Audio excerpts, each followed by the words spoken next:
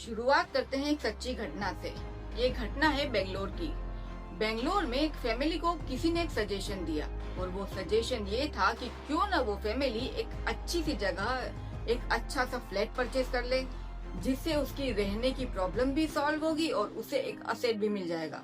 Family को idea पसंद आया और वो फैमिली ने बेंगलोर की एक अच्छी सी लोकेशन पे एक फ्लैट खरीदा।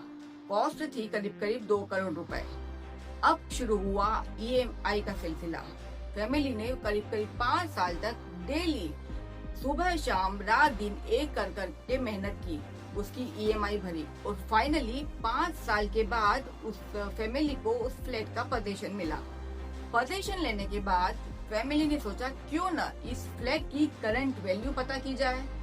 जब उसकी करंट वैल्यू पता की गई तो उस फैमिली के होश उड़ गए और वो जो करंट वैल्यू थी वो उनकी परचेज कॉस्ट से भी 20% डाउन थी। यानी कि उन्हें यदि आज वो फ्लैट अगर बेचते तो उन्हें करीब करीब 20% का नुकसान होता। ये देख करके वो फैमिली अब उस खाली फ्लैट में खड़ी खड़ी ये सोच रही है कि हमने क्या परचेज किया था, असेट या फिर स्टेटस।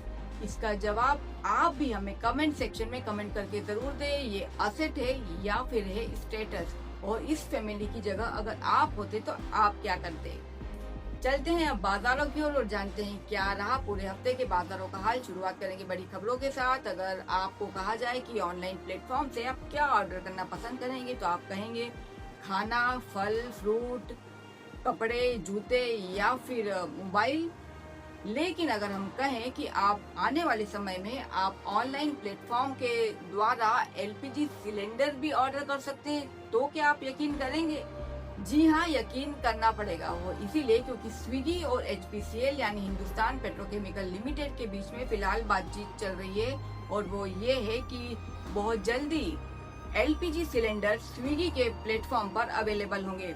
अब इसमें ये बातचीत कितनी जल्दी फाइनलाइज होती है, कितनी जल्दी सक्सेसफुल होती है और इसमें सरकार का क्या रोल होता है ये आने वाला समय ही बताएगा। तो हो सकता है आने वाले समय में अब आप एलपीजी सिलेंडर भी ऑनलाइन बुक करके ले पाएं। चलते हैं बाजारों की ओर। बाजारों में इस हफ्ते अच्छी खासी तेजी दिखाई दी। हालांकि हफ्ते की शुरुआत तो थोड़ी सी कमजोर हुई थी, लेकिन हफ्ता खत्म होते होते बाजारों ने शानदार परफॉर्मेंस दर्ज कराई। हफ्ते के अंतिम दिन जहां सेंसेक्स करीब 1000 अंक उछल करके बंद हुआ, वहीं निफ्टी ने भी 350 अंकों की छलांग लगाई।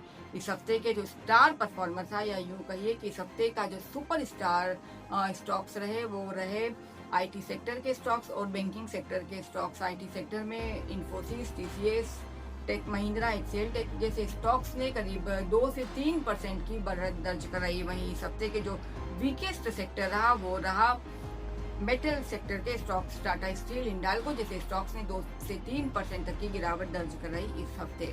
चलते हैं करेंसी बाजारों की ओर। करेंसी बाजारों में रुपया अच्छा खासा कमजोर हो चला है डॉलर के अगेंस्ट। इस हफ्ते की जो क्लोजिंग रही रुपए की वो 96.30 के आसपास की रही, और जो रुपए के कमजोर होने के पीछे की बड़ी वजह है अमेरिका और ईरान के युद्ध का फिर से शुरू होना और उनके रिश्तों पे बढ़ता हुआ एक कंफ्यूजन। अगर सरकार बहुत जल्दी नहीं जागी, अगर आरबीआई बहुत जल्दी नहीं जागी तो हो सकता है कुछ समय में रुपया आपको डॉलर के अगेंस्ट 3 डिजिट में दिखाई दे।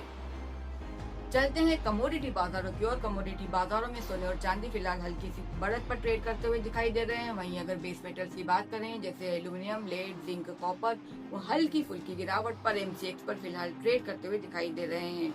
अगर बात करें कच्चे तेल की तो कच्चा तेल फिलहाल इंटरनेशनल बाजारों में 85 का लेवल क्रॉस कर चुका है। हालांकि जब अमेरिका और ईरान के बीच में पीस टॉक से शुरू हुई थी तब कच्चा तेल $70 पर आ गया था।